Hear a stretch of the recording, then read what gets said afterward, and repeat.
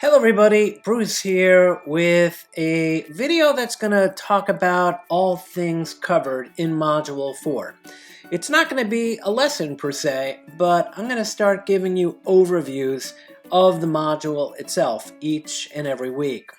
So this week we're going to be talking about objects and graphics, and to demonstrate these two topics we're going to be using something called the graphics library, which is not really part of Python. It's a library that's been provided by the author of the textbook to teach you how to create objects that can do things. You can draw them on the screen, you can set their colors, you can move them, you can set their fill, their outline, their width, and things like that. So just so you know, there's these 7 units within the module: installing the graphics library.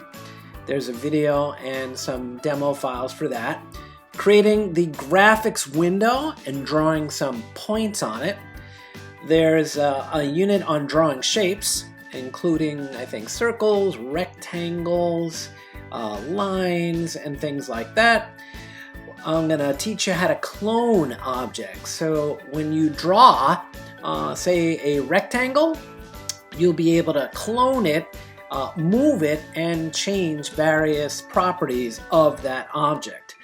We're going to talk about getting mouse clicks and then being able to draw a shape using the points that were clicked on by a person. And then we're going to talk about creating your own coordinate system. And as you'll learn with the graphics library, it uses a 2-dimensional XY coordinate system, but what the coordinate system features of the libraries allow you to do is overlay, instead of what we call a pixel-based coordinate system, it allows you to generate like a different coordinate system that's not pixel-based, and you'll learn and see in the module why that's important. And then I'll talk about using the random library to generate random colors, for a shape. All right. So there are the objectives. I have the slide decks here, and yeah. So that's that. I'm going to go back to the module. So again, that's the introduction. So you always want to have those slides downloaded as you go through the material. Extra help sessions, again, on Fridays and Sundays from 9 to 11 a.m. I have all the instructional videos for this module in a document here so you can see them all, just so you know. And a lot of you have written me and telling me they're very helpful. And if you ever need any additional videos, just let me know. So here are the various units, right, all listed there. If you're not doing the skill building exercises, you're not doing this course right. You want to go through the exercises, do the best you can, look at my solutions if you need to get some hints. But if you're not coding and you're not making mistakes, you're not learning. This is not a course about memorization, all right? So again, all the solutions this time are in a separate page here. So here are the skill building exercises. There are the solutions. Some starter code for those of you who are in the remote section. That's the code I'll be using tomorrow, Monday in class. All the review questions for the chapter are here, and the answers. All of the code exercises in the book are right here. There is a new guided exploration in Module 4, and that's going to continue on with debugging inside of Visual Studio Code. I'm going to have you do some additional things. Everyone did really well on the first guided exploration, and this just continues to show you how to do more things with the debugger inside of Visual Studio Code. And let's see, let's go back here. That was the guided exploration. There are 2 assignments, 4A and 5, and the exit slip. 4A essentially has you use the graphics library to draw a snowman. And you want to pay particular attention to the directions inside of the assignment. And I believe I want you to, create, let me just go over this here for a second. Let's see, repository, I just need to see what's going on here. Okay, so that's that. Let me just go here to the, actually, whoop, my mistake.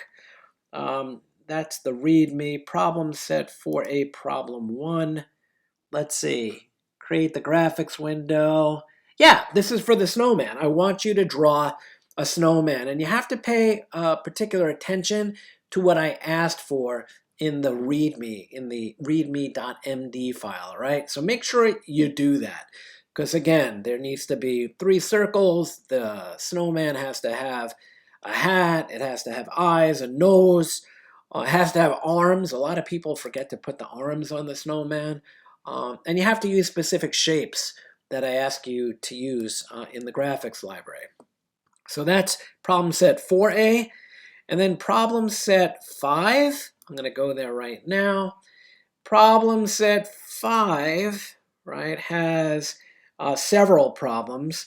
The first problem wants you to draw a set of Legos, I believe. Let me see if this is it here.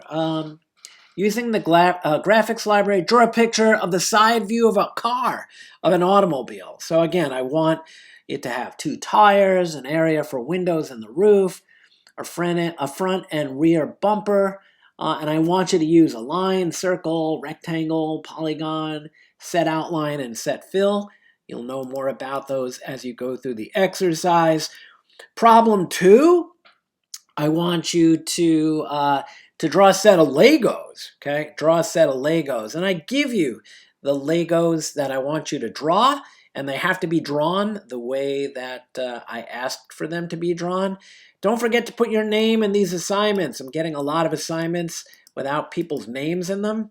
So let me just show you those Legos, by the way. So here is the Legos file. Your graphics window needs to have a blue Lego, a green Lego, a yellow, a red, a cyan, and a black Lego, just looking like this in the same exact layout, all right?